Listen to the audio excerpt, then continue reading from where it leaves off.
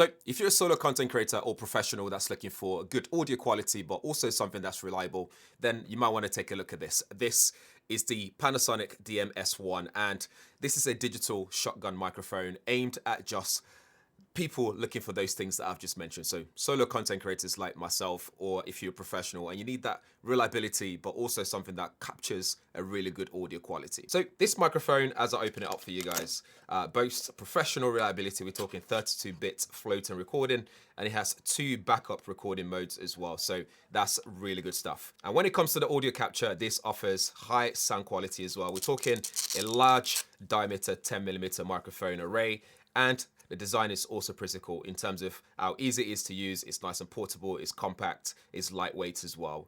And it doesn't stop there. We have windjammer and also internal shock mount as well. So you can see this just moving ever so slightly there. So these are all thoughtful design. You used to get this wind muffler as well. So if you're going to be using in those kind of situations where it's windy outside, this is also included. And if you're thinking about putting it away, you can also mount that on top of it as it is already. You can put it back in the case. You don't have to take it off at all. This is also cable free for convenience, so it just connects directly via hot shoe mount. Again, bonus. So more on the design of this thing. Like I said already, this is compact, but it weighs just 100 grams. So this is lightweight, seriously lightweight. And also, like I was saying about ease of use, it's easy to carry, it's easy to mount as well, and easy to use. And you can store it away with a microphone. You can store it away with a windscreen that comes in the packaging. So you don't have to worry about that with a dedicated pouch. And also we have this shock mount design, which is good for vibrations and reducing low frequency bumps. So when you're using it and you're moving around, it's going to reduce that for you. So that way you don't have to worry about audio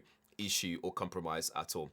There are different modes available as well. So if we look on the back here, we have all these directional modes that you can use. You've got cardioid, you've got stereo, you've got wide stereo, you've got super cardioid, so forward and rearward as well. And you also have bi-directional recording, which is really good. We look on the side here, we've got this see-through area, which hides away some of the buttons that you can actually use on here. So all that windjammer stuff that I was talking about, that's built in. So here we have wind cuts, you can have high, standard, or off.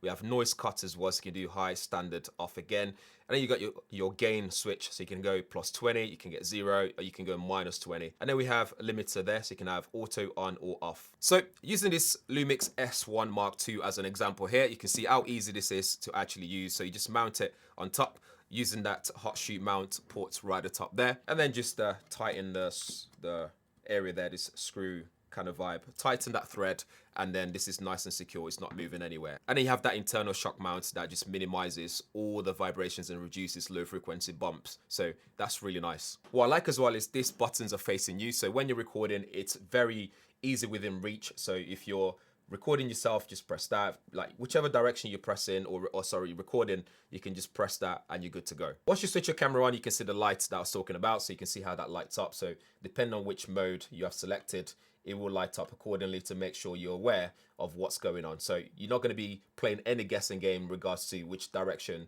the microphone is actually capturing audio from. Couple of things for peace of mind as well. So when recording with that wind noise cancellation, it doesn't actually suppress the audio. So you don't get that muffled up sort of sound when you're using that wind noise reduction.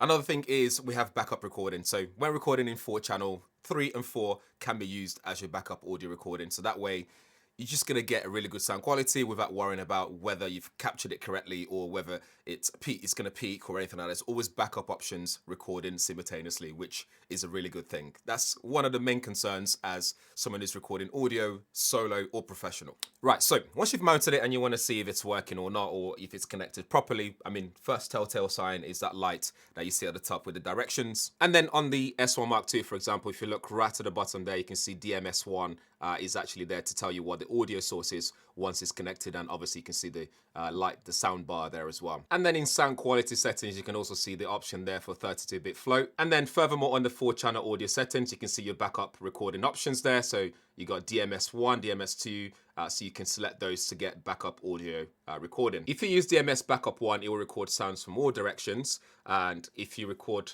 just from backup 2, then it won't record from all directions according to what it's saying on there. So let's put this to the test and see what it actually sounds like. So I'm going to record at first with audio coming from in front of me. So if I just go here and select from up front. So now this is audio recording from what's in front, and then the one next to it, which records a bit wider, has changed that. So this is now a bit wider, recorded from the front as well, and then a bit even wider now, so it's capturing just about towards the side of me, but not all the way to me. And then we can just select up front completely to just the person speaking in front. So hopefully now we hear the sound differences again. And then if we switch it to the audio to record from me behind the camera, so now the audio should be focused to me now. So let's see what that sounds like as well. Let me know what you guys think in the comments below. And then this last button on the bottom right is the one that records myself and the person I'm talking to. So if I'm interviewing someone, for example, you'll be able to pick up our audio at the same time. But the one that I'll probably use all the time for myself is the one that's facing me. So in this case, because I'm behind the microphone, I've selected my direction. So hopefully you guys can hear the sound quality in that sense as well. What I'm also going to do is record sound now facing me. So imagine I'm vlogging as a solo content creator. Now the audio is facing me. So hopefully the sound quality that we're getting out of this should be really good. So overall, some of the unique selling points for me is it's very easy to use. It's cable free, using a hot shoe mount connection. You get a wind screen that comes in the packaging as well, which can be mounted and packaged away in the portable pouch that comes with it as well. You've got things like wind noise reduction. You got the bi-directional options as well, which is really good. And this built-in shock mount also helps with reducing noise and all that kind of stuff, or accidental knocks or anything like that. So it packs a lot and it's really good. So there you have it. That's the DM-S1 digital shotgun microphone. Really good stuff for run and gun shooting, for example. So this is something that's compact as well. You can easily just put in your pocket, and you've always got a really good mic with you wherever you go. But over to you. Let me know what you think in the comments below. Is it worth the price point? Is it worth purchasing? Pricing will be on the screen. And thanks for watching. See you in the next one.